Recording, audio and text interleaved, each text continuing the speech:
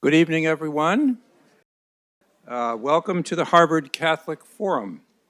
I am Deacon Tim O'Donnell, executive here, and I'm delighted to welcome you, both you who are here in Seaver Hall, in Harvard Yard, and on the live stream.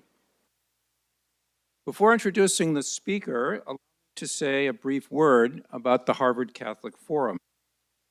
We offer a whole range of lectures, non-credit courses, workshops, and sacred music programs, where the Catholic intellectual and cultural tradition engages the university community and the wider public.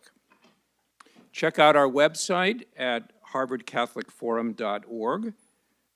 Sign up for our program announcements, register for future events, watch past programs in our archive, and support our important mission by making a financial contribution.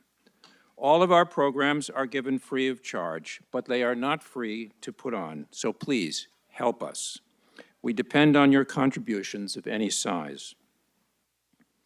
Tonight's lecture will be archived on the Harvard Catholic Forum YouTube channel. Please share the link to that channel with others who could not be with us tonight. We always have more views on the archive than on day one. Several thank yous are in order. First, to our Shani Agarwal Hood for bringing all of this together. Next, our co-sponsors, the Harvard MIT Society of Catholic Scientists, the Harvard Christian Alumni Society, the Nova Forum at the University of Southern California, the St. Anselm Institute at the University of Virginia, the Lumen Christi Institute at the University of Chicago, and tonight's lecture is funded by a grant from the Lumen Christi Institute through the John Templeton Foundation. So let me give you a run of tonight's event. The lecture will go for 35 to 40 minutes, and then we will have an opportunity for some Q&A from the audience.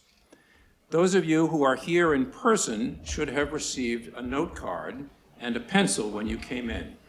If you have a question, please write it on the card. At around 6:10, my colleagues will come up the aisles, so if you have a card with a question, please raise your hand and hold up the card at that time. And then, second time, right after the Q&A starts, they will again come through the aisles and pick up a second and final set of questions. So again, at that time, raise your hand and hold up the card. Our Q&A time is limited, but I will pass on as many questions as I can. Unfortunately, we are not able to take questions from the live stream audience this evening. And here's an important request.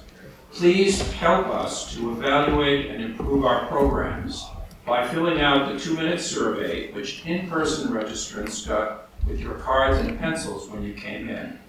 Everyone who registered in person or on Zoom will get an online survey by email right after the event. Please open the email and take a couple of minutes to click through. Thank you for your help on this. And finally, right after the lecture, please take the 5-minute stroll down to the Harvard Catholic Center next to St. Paul's Church and join us for a reception, which will be in Di Giovanni Hall.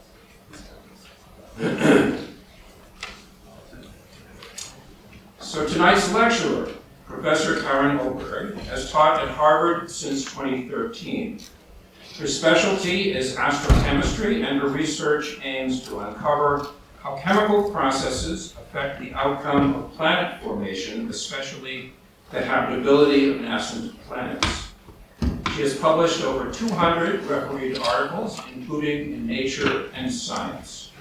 Professor Öberg has been awarded the Harnack Lectureship by the Max Planck Society, a Simons Investigator Award, and the American Astronomical Society's Newton Lacey Pierce Prize, among many other awards. She is a board member of the Society of Catholic Scientists and a frequent speaker on questions of science and faith. Her PhD in astronomy is from the University of Leiden. Please join me in welcoming Professor Karin Öberg.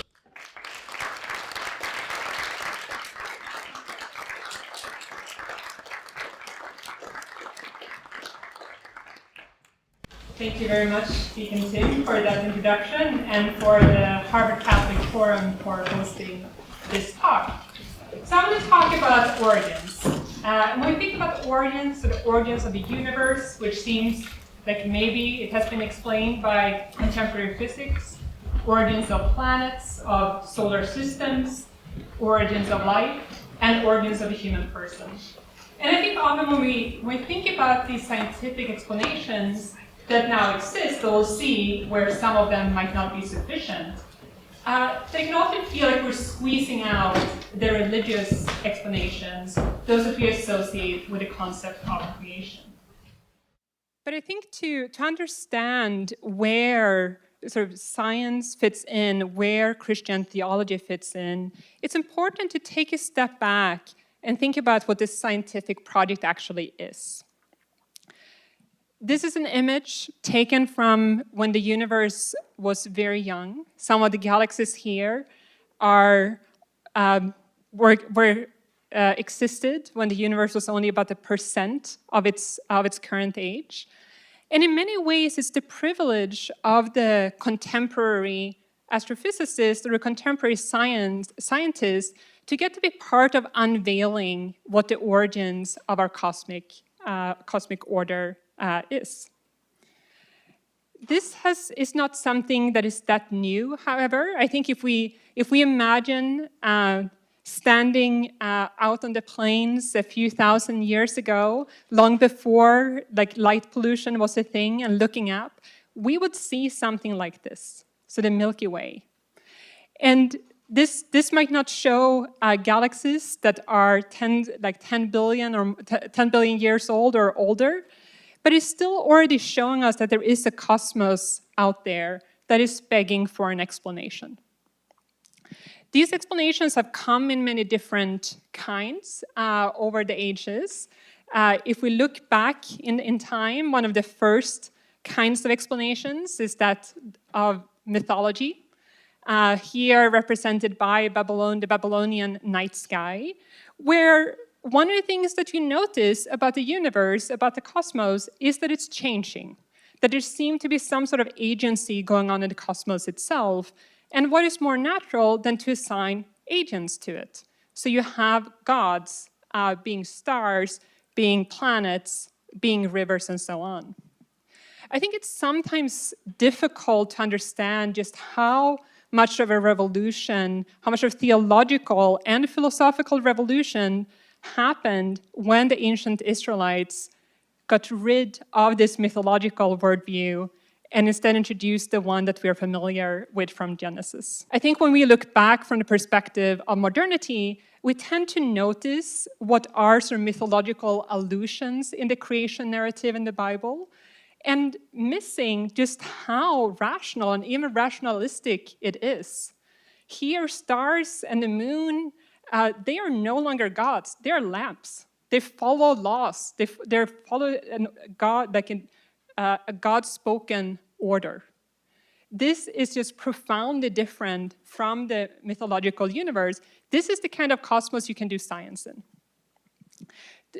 The first cosmology that really starts looking scientific, though, is the one that we inherit from the ancient Greeks with contributions from the Egyptians, Persians, and so on. This is a quite different cosmos from the one of the Hebrews. We still have laws and order, but we have now the knowledge that the Earth is round, and therefore the cosmos seems to be consisting of spheres as well. Though it's often seen as a giant break to go from the Aristotelian cosmology to that of the early modernity, they actually share quite a few things. Both of them are sort of naturally eternal. Both of them are naturally unchanging. If you think about sort of the deists of the Enlightenment of the early scientific revolution, what you will think about is the discovery that the laws of physics are incredibly powerful in predicting what the universe will be like. And it seems like once the universe has started, it can just go on the same way forever. So it has in common with Genesis that there's no an order, but there doesn't seem to be much room for development, for changes, and for a beginning. If there's anything that we sort of remember from Genesis, it is that there is a beginning. One of the most sort of shocking and surprising scientific discoveries came about 100 years ago when this clockwork universe was started to really be put to the test. The first sort of tension or pressure that was put on the clockwork universe, this idea that the universe is stable, it's always the same through time and space, came with the development of the new theory of gravity introduced by Albert Einstein. The general theory of relativity, which is telling you that we have gravity because things that have mass bend the space-time around them, just seemed very quickly to be unstable. Now, Einstein knew that the universe was stable and therefore tried to fix it, introducing the so-called cosmological constant. That, however, and that seemed to sort of save the clockwork universe for a little time. But on the horizon, there was another problem that was building, which came from astronomy. So probably one of the most famous astronomers is Edwin Hubble, here pictured as one of his telescopes. These images are not from Edwin Hubble, they are instead from the Hubble Space Telescope. But what Hubble was doing is that he was taking advantage of the development of new observatories that allowed us to see that our galaxy is not the whole cosmos, there are other galaxies out there. And then when he looked at these galaxies, he saw something very funny, which is that the further away a galaxy was, the redder it seemed. And he could take advantage of a recent development by a Harvard astronomer, Henrietta Swan-Leavitt, that we could actually say how far away a galaxy was. This, too, did not immediately break the clockwork universe. Instead, what broke it was an unassuming Belgian physicist priest, Georges Lemaitre, who managed to put these two things together and out of it realized that, first of all, the universe was expanding, so it was changing over time. And then if you go back in time and you have something that's expanding, it will be smaller and smaller, denser and denser, hotter and hotter, until the whole universe is basically like a single atomic nucleus, something where it's difficult to even conceive of what time and space is. This discovery caused a lot of controversy, but it was not causing controversy because it was rejecting the biblical creation narrative, but rather because it sounded eerily like it. Here we have something that sounds like a universe, a cosmos that has a beginning. So if we look at what this theory actually is, what the Big Bang theory, which it became known as, basically to make fun of it, and the name stuck, what the Big Bang theory of cosmological evolution is telling us is that around 13.7 billion years ago, the whole of the visible universe fit into something like an atomic nucleus. From there, it started to expand. As it expanded, it cooled. As it cooled, more and more complex particles could stick together. It took, sort of within minutes, tens of minutes, you had atomic nuclei sticking together. And after about 400,000 years, you started being able to have atoms. So just as a reminder, and what an atom is that you have a nucleus that consists of just protons and neutrons, and then a cloud of electrons around it. And up until this point, the universe had just been too hot, so any light that interacted with this atom would just tear away this electron cloud. But around 400,000 years ago, the light cooled down enough, lost enough of its energy that when it interacted with these atoms, it no longer ripped off the electrons, and you have the separation of light and matter.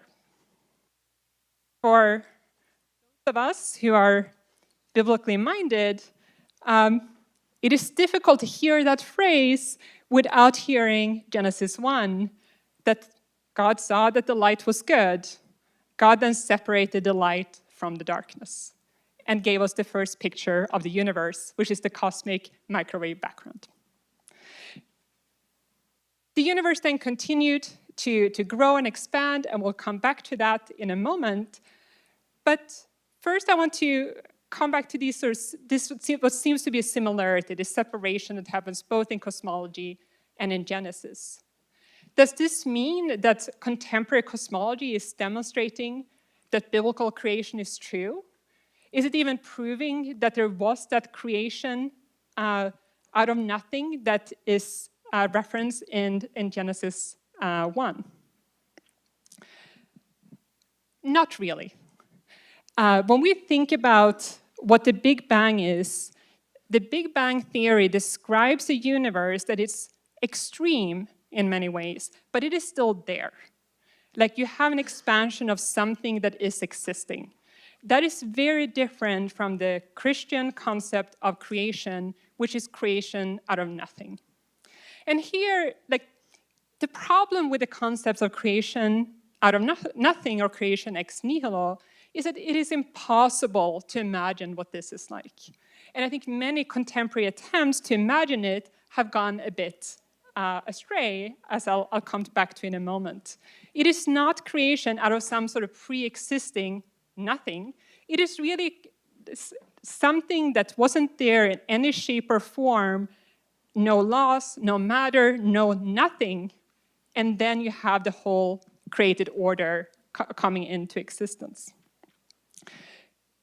It is what the Big Bang theory cannot tell us how that initial thing that is expanded came into existence. It can't even tell us whether there was something preceding it. You could imagine that our universe is sort of a bubble on a superstructure, and many scientists and philosophers and science fiction writers have imagined just that.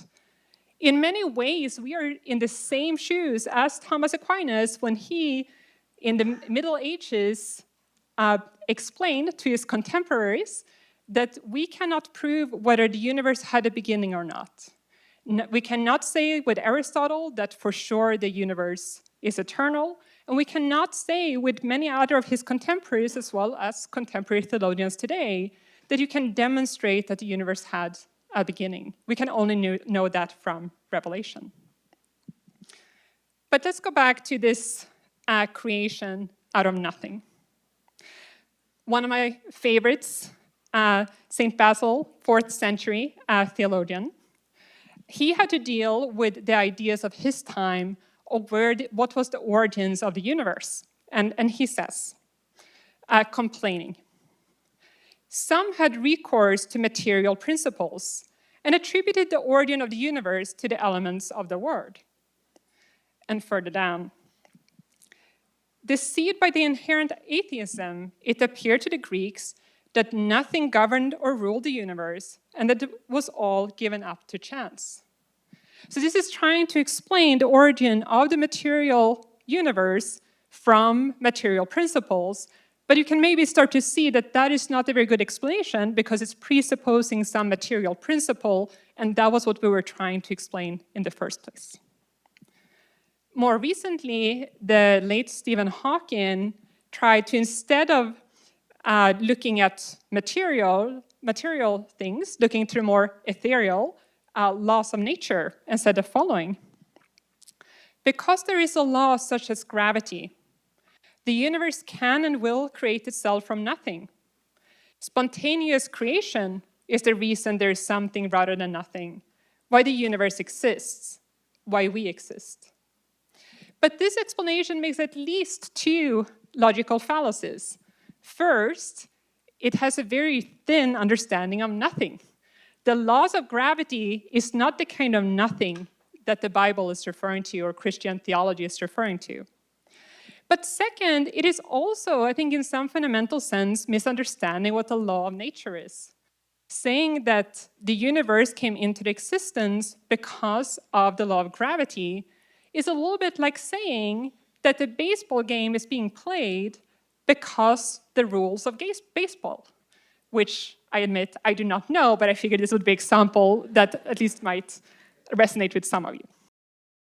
Neither of these explanations are very convincing, and we are still at the place where the one explanation that stands philosophical test is the one given in Genesis, that in the beginning, when God created the heavens and the earth.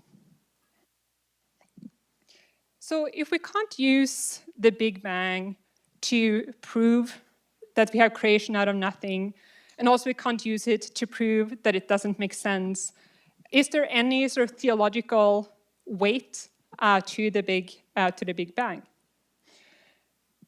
I think it is strangely fortuitous, and and to the point where I think it must be providential, that just as atheism became the sort of dominant ideology in the academe, we get this scientific discovery that the universe has a beginning, that just has the look and feel of creation.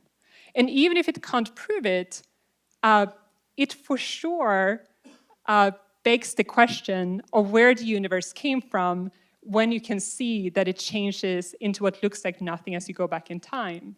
And in that way, we have, I think, with the Big Bang Theory, an icon of creation, which is far more impressive than I think anyone could ever have imagined if it hadn't been for the help of contemporary science.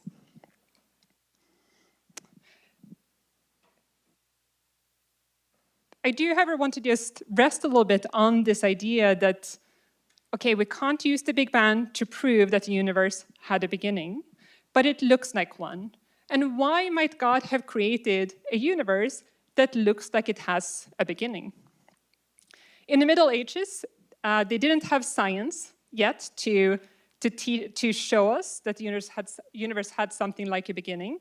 So I think Thomas Aquinas was quite prophetic when he said the following: "For the word leads more evidently to the knowledge of the divine creating power if it was not always, than if it had always been. Since everything which was not always manifestly has a cause, whereas this is not so manifest of what always was." St. Thomas Aquinas, many others, theologians as well as philosophers, firmly hold that even if the universe was eternal, you still need an explanation for why it's there.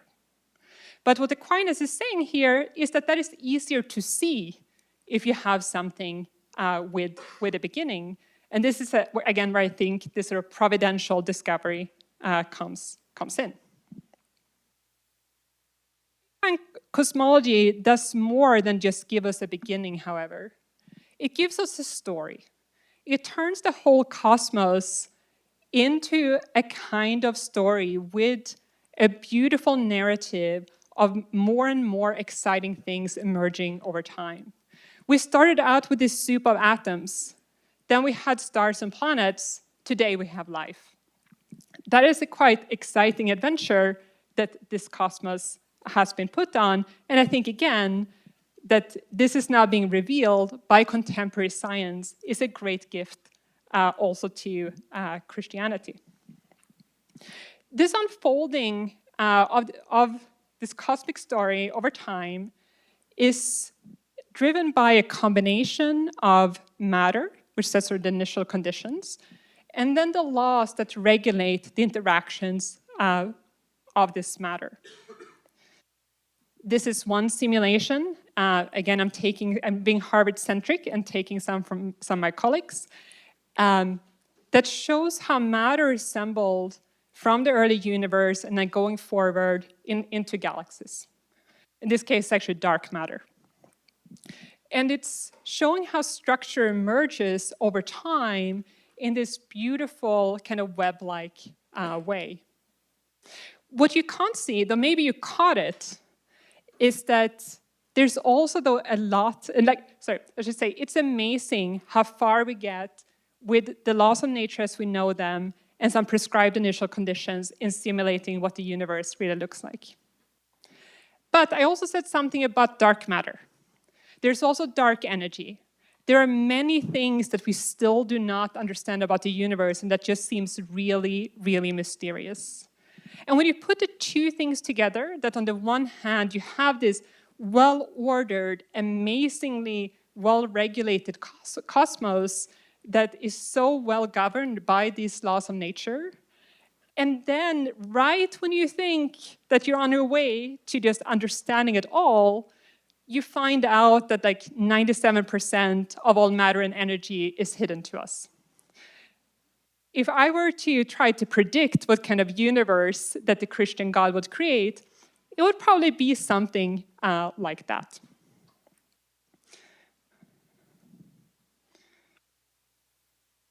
I don't want to talk too much about another, I would say, common theme, which is how you should think about this appearance of new things over time in connection with Genesis. There are many things you could say. You could talk about how in both science and Genesis there seems to be a kind of separation of matter and energy in different ways, followed by adornment or decoration. You could talk about the amazing kind of sort of sequence, like just how sequential and historic it is in both cases. But we have spent quite a lot of time already on the origins, cosmic origins, and I have these 3 other origins to get to. So we are going to leave the Big Bang cosmology behind and rapidly move on into one of these dots here, which are different galaxies and stars, and think about our next origins, which is going to be much shorter. So we live on a planet in the solar system. One of the things that you can think about Genesis also describing is not just the origins of the cosmos as a whole, but the origins of our home, of our planet. We actually know quite a bit about how stars and planets form. Here, the laws of physics seem to do a quite good job. While physics can't tell us anything about the origins of the universe, it can tell us a whole lot about how stars and planets form. And this is showing one such region where stars are currently assembling. We're in the past sort of 10 to 20 years, because several new telescopes have come online, we can peer into the very process of star and planet formation in a way that we just couldn't do before. What you're seeing here are disks of dust and gas around young stars where the dark lanes are being carved out by forming planets. So we're sort of catching whole new worlds coming into existence. In parallel to this, astronomers have figured out how to see planets around other stars by looking at small dips in stellar light or small gravitational tugs of planets on stars. And we now know that pretty much every star has a planet. That every star that you see on the sky is a world in its own right. When we look at how these come into existence or think about what this means, here we can't talk about creation sort of as such. These are not coming into existence out of nothing, but I still think we can say that they should reveal something about creation. That's at least what the psalmist thinks it should. So Psalm 19, the heavens declare the glory of God. The firmament proclaims the work of his hands. Day unto day pours forth speech. Night unto night whispers knowledge. But then continues that somehow this speech is quiet and doesn't speak with normal words. But it is still communicating something of the Creator. Paul similarly says in Romans, ever since the creation of the world, his invisible attributes of eternal power and divinity have been able to be understood and perceived in what he has made. So we should be able to look even at something like star and planet formation, where we think we understand the physical laws that govern it, and see some of the attributes of God. So what is something that we can see? planets form from submicroscopic interstellar dust particles that grow into form something like asteroids or comets and then planets. These dust particles might not look much, but they have in them the causal powers to form whole new worlds. That, I think, is just one of many, many examples of the dignity and goodness of created causal powers. That is that when we look around in the world, what we see is a created order where things can cause other things to come into existence, not out of nothing, but by shaping materia in different ways. There's a beautiful part of the Summa Theologica where Aquinas talks about divine governance. And one of the things he says there is, now it is a greater perfection for a thing to be good in itself and also the cause of goodness in others than only to be good in itself. The fact that we can discover these causal relations in the world around us is evidence of the goodness, not just of creation, but of the Creator himself. Third, origins of life. So we have talked about planets a little bit. There are many of them. We don't know how many of them, except for this one, that has life, if any. And I think a very reasonable question to ask is the cosmos meant to bring forth life? Is there evidence that it is, in some sense, designed to bring forth life? Isaiah seems to be in the affirmative. He quotes God as saying, describes the Lord, the creator of the heavens, who is God, the designer and maker of the earth, who established it. Not as an empty waste did he create it, but designing it to be lived in. I am the Lord, and there is no other. I think a reasonable question is, does this hold up in the light of contemporary science? And especially in thinking about how life originated, how likely it is to be widespread in the universe. There are several different ways you could approach this. One would be to think about the fine-tuning or the seeming fine-tuning of the universe, where if some of these physical constants that are part of the laws of nature, if they were just a tiny bit different, the universe would be unlivable, it would be too unstable. But I instead want to focus on the idea that life has a chemical origin, that somehow life emerged out of chemical reactions. But before addressing that, we're going to spend one slide on the thing that I actually do for a living and think about how widespread the kind of chemistry that we might think could lead to life is in the universe. So before I showed you disks around young stars, I showed you where the matter was, and I showed you these lanes that planets had carved out. What we can also do is isolate the light that is coming from specific molecules. And that is what you're seeing here. So each of these are blue disc-like structures. That is taking a picture of one of these disks, but only in the kind of photons and the kind of light that is connected to some specific molecule. Now, the kind of molecules we see is really interesting. We see water. We also see some small organics, including things like hydrogen cyanide. Now, hydrogen cyanide might not sound like the most life-affirming molecule out there for those of you who remember your chemistry, but it turns out that it's one of the proposed most important starting points for origins of life chemistry here in the solar system, especially here on Earth. So it's quite exciting that we see what we think of as the basic ingredients for possible origins of life chemistry also around other stars where planets are currently assembling.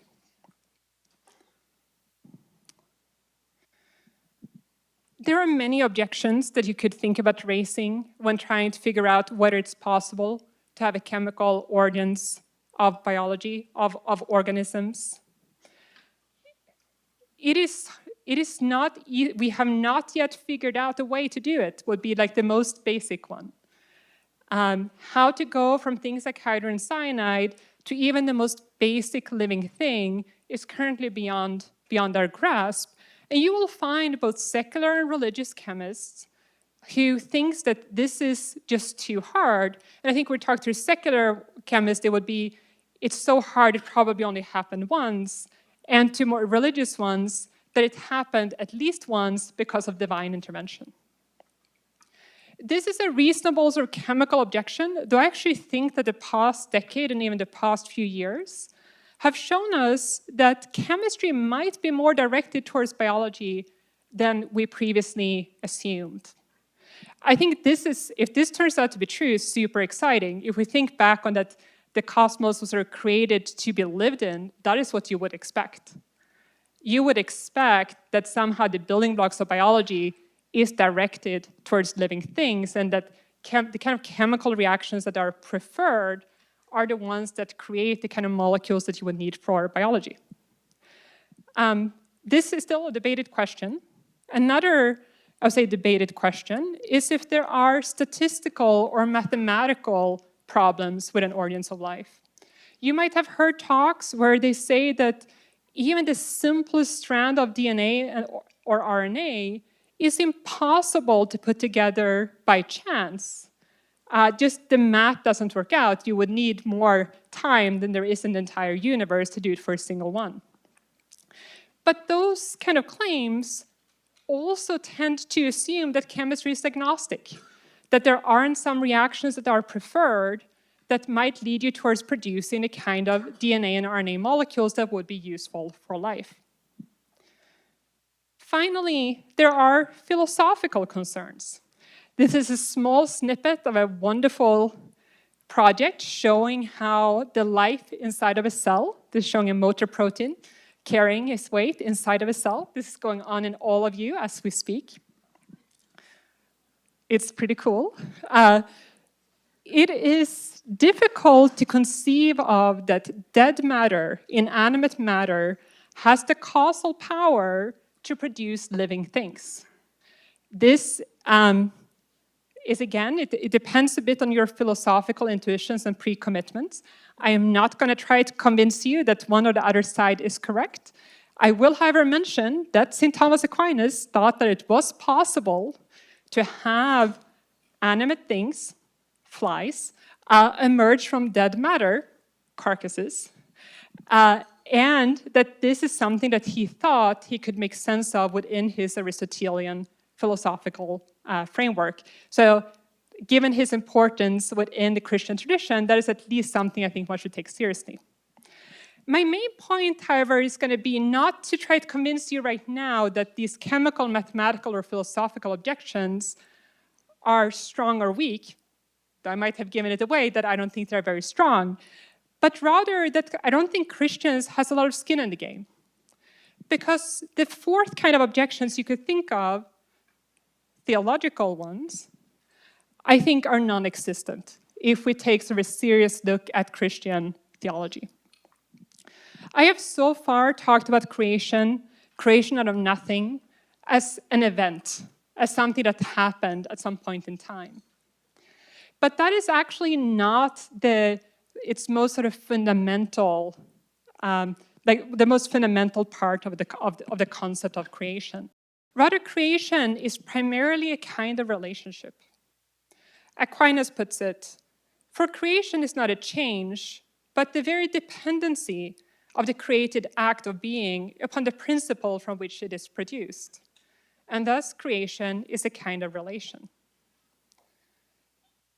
When we're trying, I think a lot of time, when we're trying to think of, did God do this or did it happen through natural causes, we are sort of inadvertently reducing God to a created cause. It is a diminishment of the kind of cause that God is. It is far better to think about the causal powers or the causality of God as operating on a completely different plane or dimension.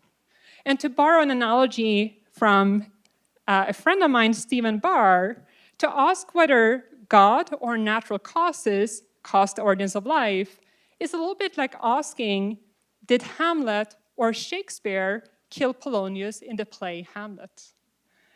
In that Hamlet's causality there is completely dependent on those of Shakespeare.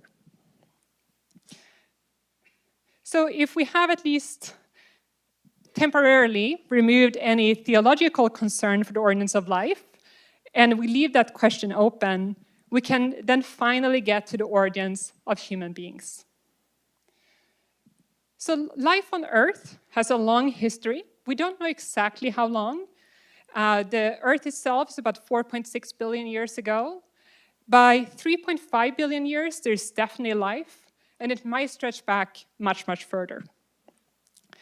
But then it was almost like life, the development of life was a little bit on pause, though don't tell any cellular biologists that I said that, because I'm sure many very interesting things happened. But we only get multicellular organisms within the past billion years or so. We only get animals within the past 500 million years. We only get humanoids, relatives of humans from a biological sense, within the past few million years. This development is well described by evolution. Another theory that is sometimes put to be in conflict with Christian theology, a Christian understanding of creation. I think we have already cleared some of that conflict away by thinking about causality as not being an either-or thing, but that God could work through evolution if we're thinking about these two different dimensions or planes of causality. But I think another useful thing is to look back at our intellectual tradition, and I'm not going to go to Aquinas one more time, but rather to Augustine, the other great theologian, and what he wrote around the year 400 in the literal meaning of Genesis. The literal meaning of Genesis, by the way, is a fantastic and pretty wild commentary on Genesis 1 and Genesis 2. Book 5 is maybe the wildest of them all. This is the book where Augustine starts speculating about how creation unfolds in time and what that means. In his chapter 23, he says the following. In the seed, then, there was invisibly present all that would develop in time into a tree. That's a nice analogy. And in this same way, we must picture the world. When God made all things together, this includes not only heaven with sun, moon, and stars, but it includes also the beings which water and earth produced in potency and in their causes before they came forth in the course of time, as they have become known to us in the works which God even now produces. I think as a modern, it's impossible to read this and not see a sequential emergence of new life forms in time. And that is, of course, what the theory of evolution is teaching us happened, and then how that causally happened. And I think it is important to realize that when we look at the teaching of popes, of different church documents, that evolution is an excellent explanation for a diversity of biological life we have here on Earth, including the human body, that this is not theologians capitulating to sort of an advancing science, but rather theologians sort of digging back into our covers of sacred theology and seeing, realized what in some wild way was predicted 1600 years ago. Does that mean that we can use science to explain the origins of human beings? No. Here, like in the origins of the universe, science only has a partial answer. Science can help, and the theory of evolution can help us explain why our body is the way it is and why it seems so related to all other not just animal, but all other living things here on Earth. It's with modern science that we can say Brother Wolf and even Sister Moon, if you consider that we're all made out of things that came out of stars. But a human being, what it means to be human, to be created in the image and likeness of God, is to have intellect and will. And these are immaterial principles that cannot, in principle, be caused by material things. And I think it's one of the astounding teachings of the Christian tradition.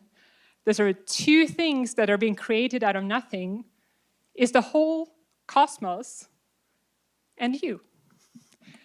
And on that note, I just bring home what I think are sort of three major themes that I have tried to present to you. We live in a created cosmos. There is no contradiction between thinking about the origins of things and thinking about creation. And especially the universe cannot create itself, and hence must be created. The universe is characterized by order, creativity, and beauty, which points not just towards a creative force, but towards a creative mind and a creative love. And finally, that the universe was made to show forth God's goodness through many kinds of goods. But humanity, spanning the chasm of heaven and earth, was made to show forth this goodness in a more profound way than all other created material things. And with that, thank you so much for coming tonight.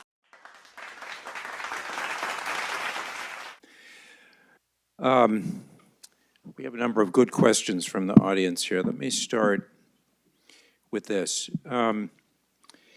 It seems that many equations used today point towards dark matter and energy to explain the otherwise inexplicable accelerated expansion of the universe. With the earliest calculations around the Big Bang, are those calculations more certain, or do we have more certain calculations on this now? What don't we know? Yeah, thank you for that question.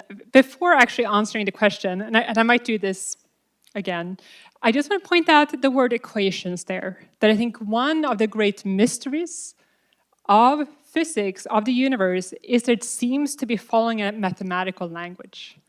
If mathematics was an invention of us, that just makes no sense. So I'm just going to point that out. But then to the Big Bang itself. There are many ways in which our understanding of the Big Bang is much more refined today than it was 70, 80 years ago, and we have very good predictions of many of the things that unfold close to the Big Bang. But there are also a lot of really major questions left. Was there an inflation or not? What did that look like? What is dark matter? What is dark energy? These are not small questions. So I would say in many ways we have exquisite measurements that allowed us to refine what we think of as the standard model, which includes dark matter and dark energy. But we don't really know exactly what it is we are refining. And that is, it feels a bit unstable, I think, to many of us. Thank you. So, taking evolution in biology and looking at an evolving universe, is it possible that the laws of nature may have evolved from the beginning, making it hard for us to study the universe using the laws we have now because we believe these laws have been, we now believe these laws have been never changing? So it's a great question, and people have actually tried to study it. One of the nice things about astronomy is that as you're looking further away, you're also looking back in time. So you can actually start to put constraints on the laws of physics and how they change over time. And so far, there has been no evidence found whatsoever that there is any changes, however minute. You could play a similar game here on Earth when you can look back at the geological record. You can look for fossils and other things that would help you see how the laws of physics that then informs chemistry, that then informs biology, have those changed? And there as well, there is no evidence that they have, but this is a perfectly legitimate question to ask. Why are the laws so stable? That is actually something that, again, is a bit mysterious. And it's not that we couldn't imagine a universe where that wasn't so. So perfectly legitimate question, but no evidence so far. Okay, good. Here's another one. Here's one about time. So this one begins when in Genesis, when God said, and then there was day and night. There's an idea of time there. Does that come possibly from a cosmological-based version of time, or is it only based on some more universal time that is based on God? So I'm sort of going to address this question. So I think trying to understand, so there are two things that are difficult about Genesis when it comes to time. The first is that what does it mean to create in the beginning? Like if there isn't anything there, like how can you think about time? And again, St. Augustine has these amazing reflections about what those first few words mean. And I think my favorite sort of answer to that is actually coming from Georges Lemaitre, who in one of his writings, so the originator of the Big Bang Theory, writes that the universe began a little bit before it began. That is like that idea that you sort of, time is tied to the material order. Now, the other thing is how to interpret this sequence of day and night in Genesis. I think one thing that is really cool about it is that it does really show a sequence in time, that there is a development of life. Not everything is formed at the same time. And this is where St. Augustine gets his ideas that you can have things forming in actuality or in potency and then come into actuality later. As to the understanding of how long it is in between, here I think we just have to accept that Genesis is using poetic language to say something about time. And one way that you can see this is that you have day and night before you have the making of the sun.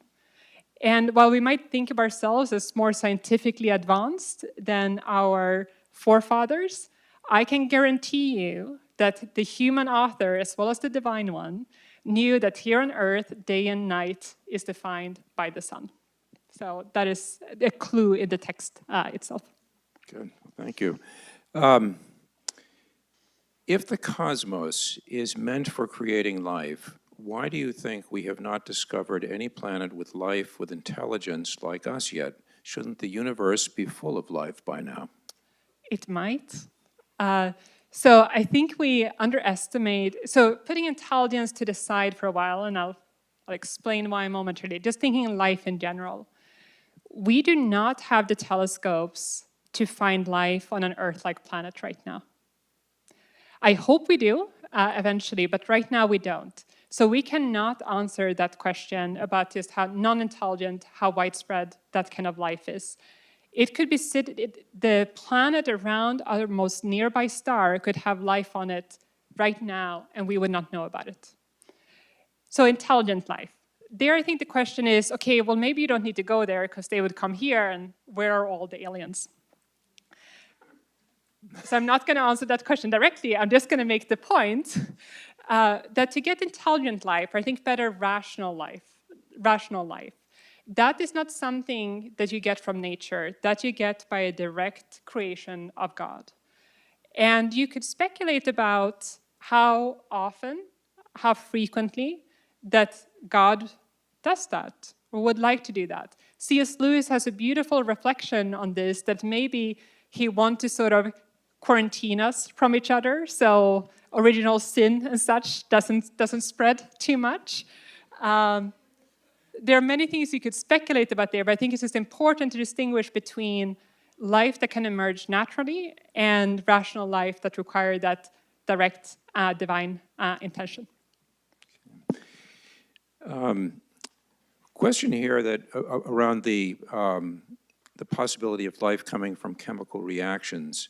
What are your thoughts on possibly live, possibly not entities coming from chemical reactions like viruses and is this prions? So I don't know enough biology to know much about prions, so I'm going to focus on viruses. So viruses is a really curious thing, right? Because it's not something that has the function of a living thing. Most people would not consider it alive. But it has the chemical code in it that allows it to express functions if it infects a cell. There is actually plenty of evidence that how sort of evolution happens, how it can happen sometimes very quickly, is because you don't just have a small change in the gene over time, but you import things like viruses into the genome, which is pretty wild. But if you think about from an evolutionary point of view, like a virus can only express its function if there's something already alive around. So it wouldn't on its own sort of solve the problem. Still, even if you would want to form something like the code of a virus, you would, I think scientists today who are doing origins of life research would be absolutely thrilled if they could, from sort of first organic chemistry principles, form something like the code of a virus and have that happen sort of in a natural way where you could at least see that there is a way to go from this virus to a function in the right environment. Thank you. As you understand cosmic origins, is this scientific model of creation deistic or theistic? Does God intervene after starting everything? Yeah, so I don't know if this question was written down before or after we got to creation as a kind of relationship, so I'll just, in some sense, go back and emphasize that a bit. If we think about the clockwork universe and how sort of Enlightenment thinkers were thinking about it, they were thinking about the creation as an event. So they still needed God to make the clock and maybe to wind it up. But after that, he was no longer needed. But that is not the classical Christian understanding of creation. Rather, the classical understanding is that none of us have existence in our own right. We're all sort of derivative of existence in itself, that is God. We're all being held in being at all time. And that is one way to think about how creation is a kind of relation, and that it's just not philosophically or theologically possible to sort of take God out of that relationship and us still being here. Thank you. Einstein said, God does not play with dice, and yet it appears that chance and probability play an important role in cosmology. Can you comment on that? Yeah, chance plays a huge role in many of the different things we have talked about. Evolution would be another place where that has a really important role. So then the question is, which is underlying this, is can God govern the universe providentially if so many things happen by chance? This is not a new question. People have known about chance events for thousands of years. This is something that Aristotle writes about, Aquinas writes about. And the answer is that yes, chance events can absolutely be used creatively and in a way providentially to govern the world. And I think you can get a little glimpse of this in how we use chance. If any of you know anything about coding and sending secret messages and so on, being able to have a good random generator is at the heart of a lot of this very productive work. So we are using chance in this creative way all the time. And I think on a much sort of larger scale, it should not surprise us that God can use chance in this creative way. Yeah, wonderful. The Bible reveals a personal God, yet humans make up a minuscule part of the universe from a temporal and material perspective. How can we understand a creation story that places humans in a preeminent position in their relationship to God if we at the same time know the reality of the vastness of the universe? So I love this question. So I'm going to give at least three different answers to it. And my first answer is Dante. So for those of you who have read Dante, or at least have heard about it, seen a painting of it, you will know that as Dante travels through first hell and the purgatory and eventually into paradise, paradiso, it is like he's going outwards through the different spheres of the universe. But then something strange happens. And it's like the whole universe sort of inverts. And as he gets to the furthest sort of sphere of the planets, he realized that he has reached the center of the universe where God is. And I think one of the answers is something like this, is that if we look at the cosmos, one of the most surprising things is that we have this sort of outward motion that seems to put things sort of further and further apart and sort of spread things more and more. And then we come to the Earth at the outskirts of a galaxy and the outskirt of the universe, whatever that means, an expanding universe. And here God decides to step into creation, making it in a strange way, again, the center of the cosmos. How do we make sense of that? Like, why is it so big if we are so small? On the one hand, I think the incarnation is actually part of the answer. A God who's so generous that he gives himself to us could very well also give us a basically infinitely sized universe. That would still be far, far smaller than giving himself to us in the form of Jesus of Nazareth. And I think sometimes we forget how wild this is that God enters into his creation, and we're a bit too easily impressed by the size of creation in comparison. But I think another way to answer it is like from a more sort of scientific point of view, is that to have a planet with life such as our own, around sort of a stable sun as our own, you actually need a lot of space and time to do that if we want to have a cosmos that's respecting the laws of physics that we currently have. And I guess I promised a third answer, which is we don't know if we are the only rational species out there. Maybe he made the universe so big because he wanted to have a lot of us to take care of and love. Are there some remaining questions in the science that you covered that you find troubling to a vision of Christian faith? No. I think one of the things that is beautiful about having a faith in a God who's truth himself is that there should be no fear in going after the truth wherever it leads you. And that includes in the natural sciences. In what way do you think it matters to have faith as a worldview when studying the science of origins? So on the one hand, it doesn't matter much at all. So I use the same scientific principles. I have the same, I think, scientific curiosity as my secular colleagues. And I don't think that I'm a more excellent scientist because of my faith. But I think the way that it does matter is it gives you a bit of a privileged position.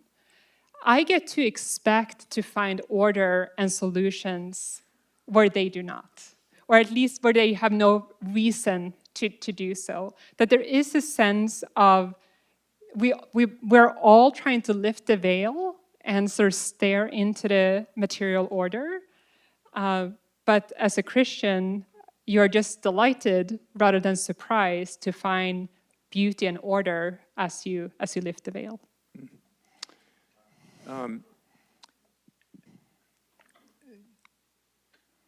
Perhaps with respect to the origin science that you are talking about here, how does one know whether natural causes are enough for an explanation, or perhaps a miracle may be required as an explanation?